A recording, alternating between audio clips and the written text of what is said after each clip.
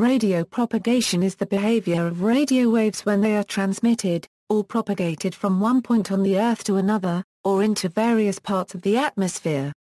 As a form of electromagnetic radiation, like light waves, radio waves are affected by the phenomena of reflection, refraction, diffraction, absorption, polarization, and scattering. Radio propagation is affected by the daily changes of water vapor in the troposphere and ionization in the upper atmosphere, due to the Sun. Understanding the effects of varying conditions on radio propagation has many practical applications, from choosing frequencies for international shortwave broadcasters, to designing reliable mobile telephone systems, to radio navigation, to operation of radar systems. Radio propagation is also affected by several other factors determined by its path from point to point.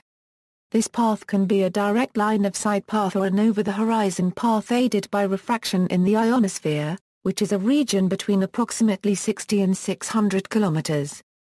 Factors influencing ionospheric radio signal propagation can include sporadic E, spread F, solar flares, geomagnetic storms, ionospheric layer tilts, and solar proton events. Radio waves at different frequencies propagate in different ways.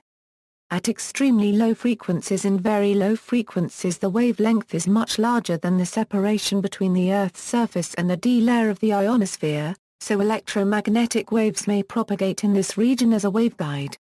Indeed, for frequencies below 20 kHz, the wave propagates as a single waveguide mode with a horizontal magnetic field and vertical electric field. The interaction of radio waves with the ionized regions of the atmosphere makes radio propagation more complex to predict and analyze than in free space. Ionospheric radio propagation has a strong connection to space weather. A sudden ionospheric disturbance or shortwave fade-out is observed when the X-rays associated with a solar flare ionize the ionospheric D region. Enhanced ionization in that region increases the absorption of radio signals passing through it. During the strongest solar X-ray flares, complete absorption of virtually all ionospherically propagated radio signals in the sunlit hemisphere can occur. These solar flares can disrupt Hf radio propagation and affect GPS accuracy. Since radio propagation is not fully predictable, such services as emergency locator transmitters, in-flight communication with ocean-crossing aircraft, and some television broadcasting have been moved to communications satellites. A satellite link, though expensive, can offer highly predictable and stable line-of-sight coverage of a given area. Free space propagation. In free space, all electromagnetic waves obey the inverse square law, which states that the power density of an electromagnetic wave is proportional to the inverse of the square of the distance from a point source, or doubling the distance from a transmitter means that the power density of the radiated wave at that new location is reduced to 1/4 of its previous value. The power density per surface unit is proportional to the product of the electric and magnetic field strengths.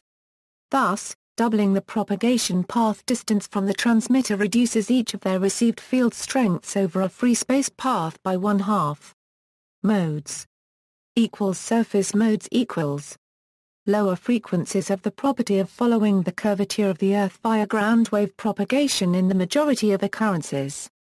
In this mode the radio wave propagates by interacting with the semiconductive surface of the Earth. The wave clings to the surface and thus follows the curvature of the Earth.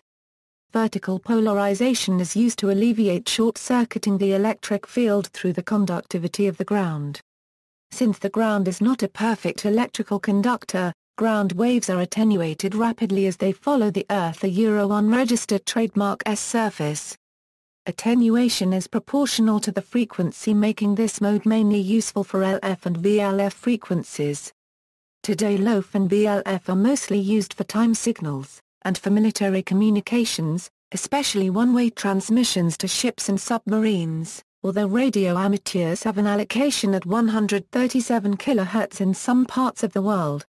Radio broadcasting using surface wave propagation uses the higher portion of the LF range in Europe, Africa and the Middle East. Early commercial and professional radio services relied exclusively on long wave, low frequencies and ground wave propagation. To prevent interference with these services, amateur and experimental transmitters were restricted to the higher frequencies, felt to be useless since their ground wave range was limited. Upon discovery of the other propagation modes possible at medium wave and shortwave frequencies, the advantages of HF for commercial and military purposes became apparent. Amateur experimentation was then confined only to authorized frequency segments in that range. Direct modes line of sight is the direct propagation of radio waves between antennas that are visible to each other. This is probably the most common of the radio propagation modes at VHF and higher frequencies. Because radio signals can travel through many non-metallic objects, radio can be picked up through walls. This is still line-of-sight propagation. Examples would include propagation between a satellite and a ground antenna or reception of television signals from a local TV transmitter. Ground plane reflection effects are an important factor in VHF line-of-sight propagation. The interference between the direct beam line of sight and the ground reflected beam often leads to an effective inverse fourth power law for ground plane limited radiation. Need reference to inverse fourth power law plus ground plane. Drawings may clarify. Ionospheric modes Skywave propagation, also referred to as skip, is any of the modes that rely on refraction of radio waves in the ionosphere, which is made up of one or more ionized layers in the upper atmosphere. F2 layer is the most important ionospheric layer for long-distance, multiple hop Hf propagation, though F1, E, and D layers also play significant roles.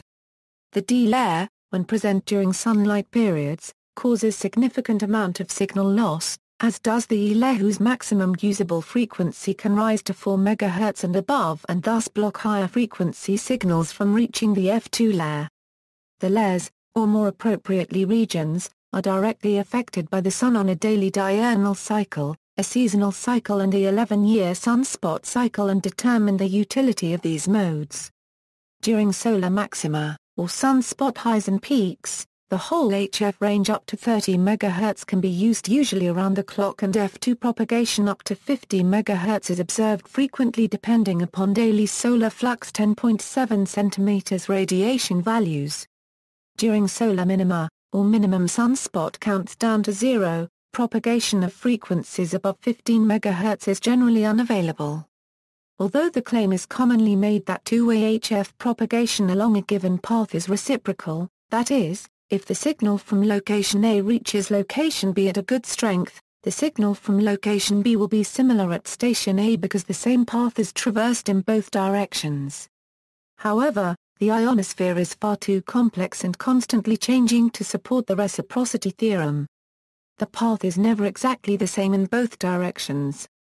In brief, conditions at the two termini of a path generally cause dissimilar polarization shifts, dissimilar splits into ordinary rays and extraordinary or Pedersen rays which are erratic and impossibly identical or similar due to variations in ionization density, shifting zenith angles, effects of the Earth's magnetic dipole contours, antenna radiation patterns, ground conditions and other variables.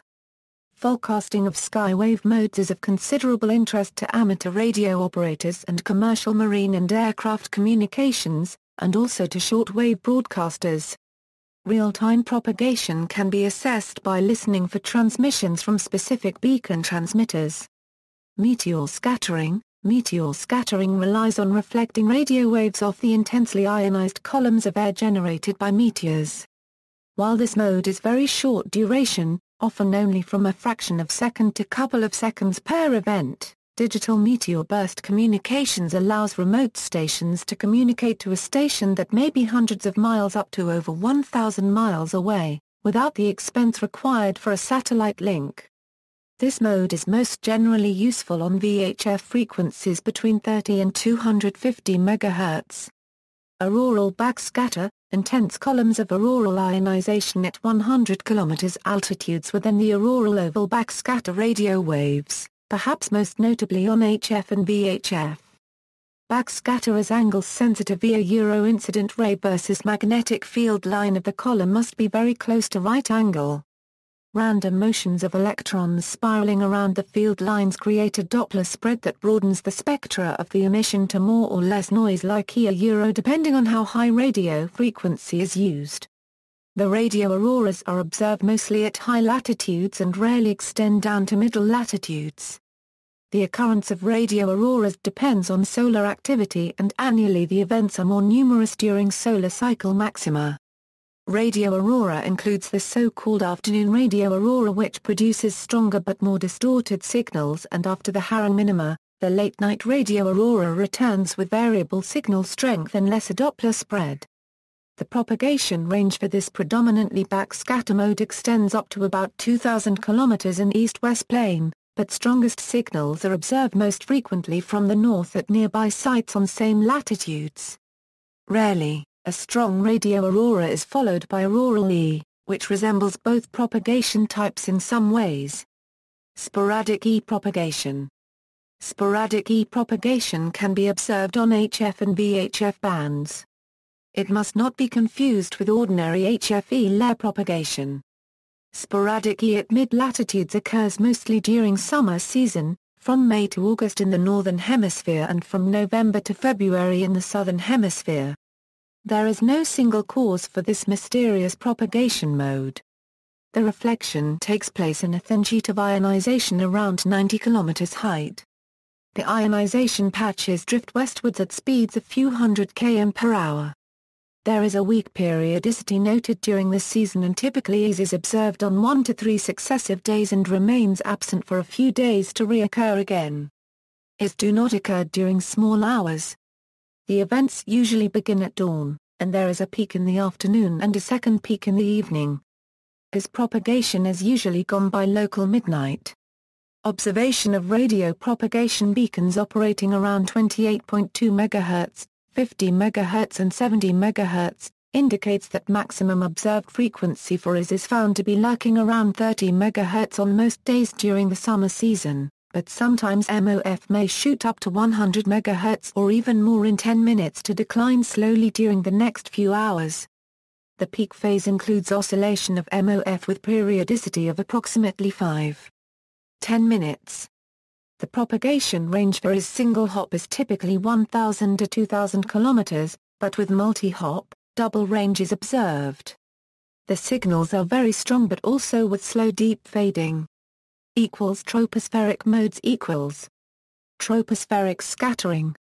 At VHF and higher frequencies, small variations in the density of the atmosphere at a height of around 6 miles can scatter some of the normally line-of-sight beam of radio frequency energy back toward the ground, allowing over-the-horizon communication between stations as far as 500 miles apart.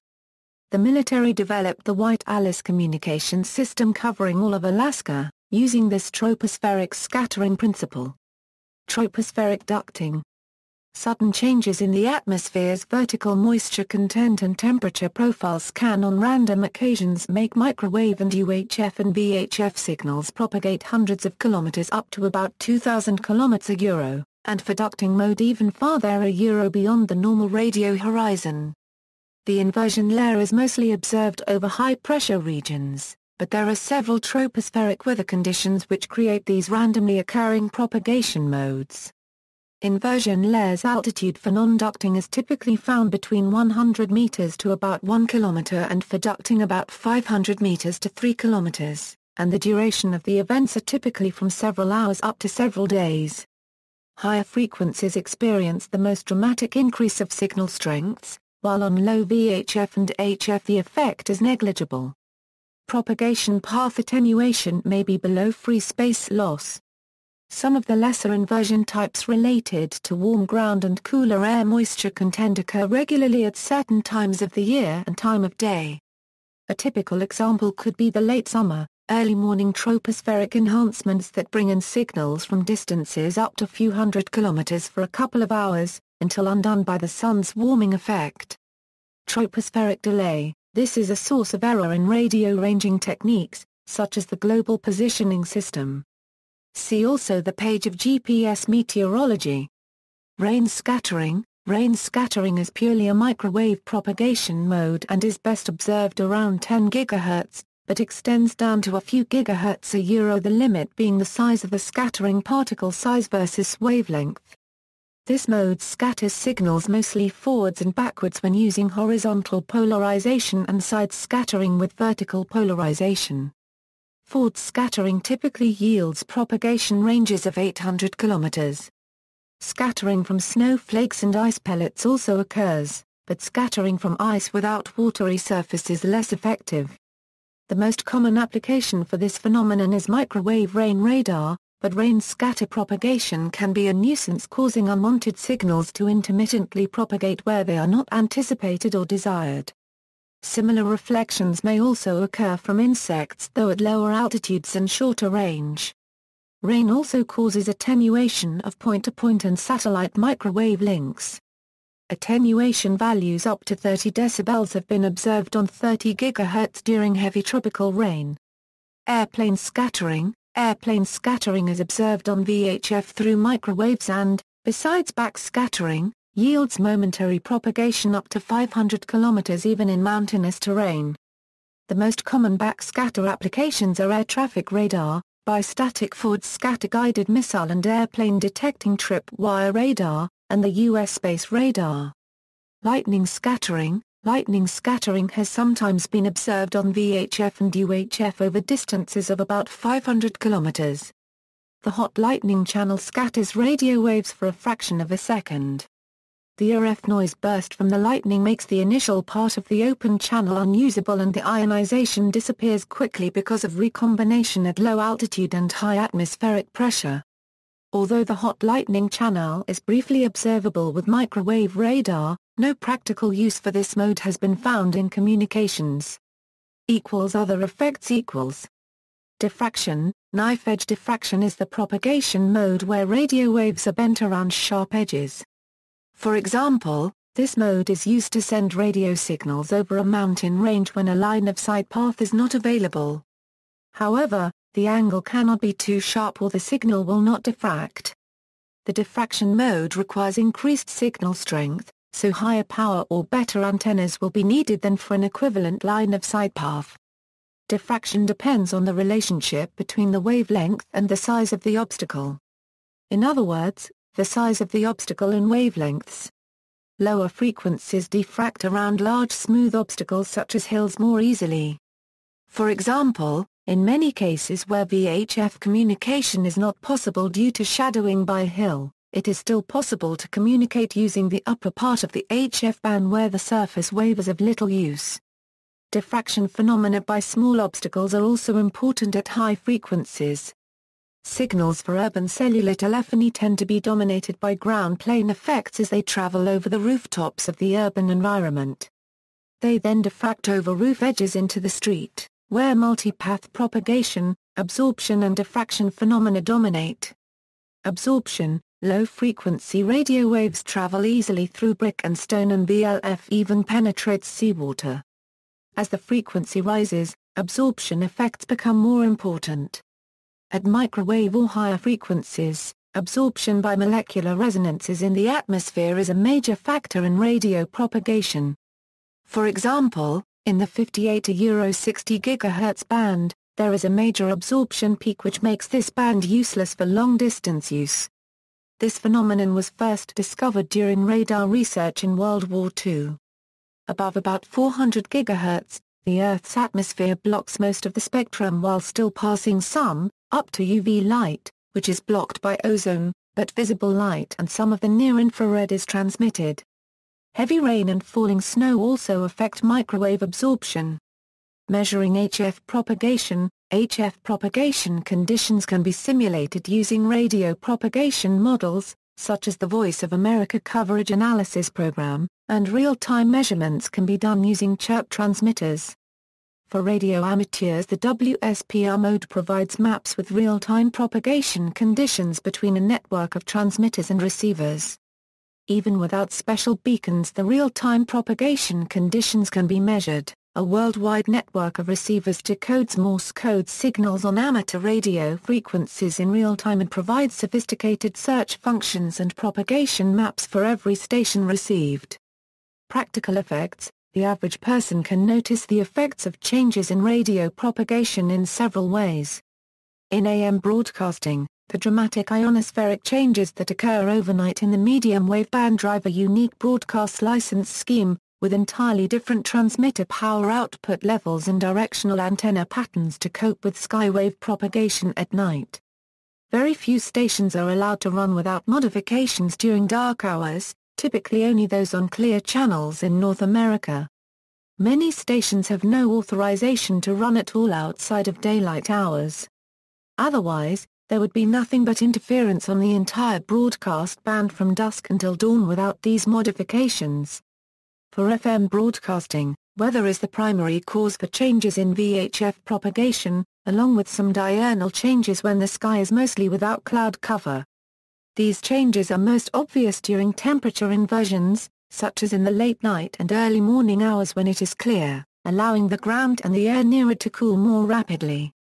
This not only causes dew, frost, or fog, but also causes a slight drag on the bottom of the radio waves, bending the signals down such that they can follow the Earth's curvature over the normal radio horizon.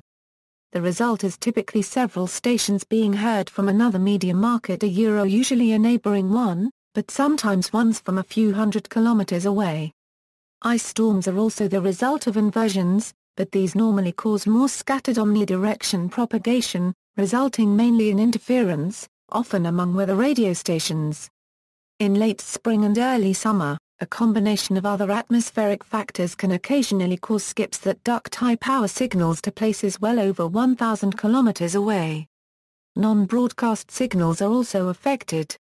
Mobile phone signals are in the UHF band, ranging from 700 to over 2,600 MHz, a range which makes them even more prone to weather-induced propagation changes. In urban areas with a high population density, this is partly offset by the use of smaller cells, which use lower effective radiated power and beam tilt to reduce interference, and therefore increase frequency reuse and user capacity. However, since this would not be very cost-effective in more rural areas, these cells are larger and so more likely to cause interference over longer distances when propagation conditions allow. While this is generally transparent to the user thanks to the way that cellular networks handle cell-to-cell handoffs, when cross-border signals are involved, unexpected charges for international roaming may occur despite not having left the country at all. This often occurs between southern San Diego and northern Tijuana at the western end of the US/Mexico border, and between eastern Detroit and western Windsor along the US/Canada border. Since signals can travel unobstructed over a body of water far larger than the Detroit River, and cool water temperatures also cause inversions in surface air, this fringe roaming sometimes occurs across the Great Lakes, and between islands in the Caribbean. Signals can skip from the Dominican Republic to a mountainside in Puerto Rico and vice versa, or between the US and British Virgin Islands, among others. While unintended cross-border roaming is often automatically removed by mobile phone company billing systems, inter-island roaming is typically not. See also. References. Further reading. External links, Solar Widget Propagation Widget based on NOAA data. Also available as WordPress plugin. ARRL propagation page, the American Radio Relay League page on radio propagation. HF Radio and Ionospheric Prediction Service, Australia, NASA Space Weather Action Center, HF Propagation tutorial by the late NM7M, Space Weather and Radio Propagation Resource Center. Live data and images of space weather and radio propagation. Solar Terrestrial Dispatch, online propagation tools, HF Solar Data, and HF Propagation Tutorials, dxing.info, propagation links. HF Radio Propagation Software for Firefox, PropFire Firefox plugin for monitoring propagation, website utility to display HF propagation status, and article on understanding HF radio propagation forecasting, the basics of radio wave propagation. A resource by Edwin C. Jones, MD, PhD, Department of Physics and Astronomy, University of Tennessee. Dynamic radio propagation data, constantly updated radio propagation data pulled from various sources. Solar Cycle 24 Prediction and MF6M Radio Wave Propagation Forecast webpage, 160-meter radio wave propagation theory notes webpage, unusual Hf propagation phenomena. April 13, 2009 includes useful recordings each type. Retrieved October 9, 2009.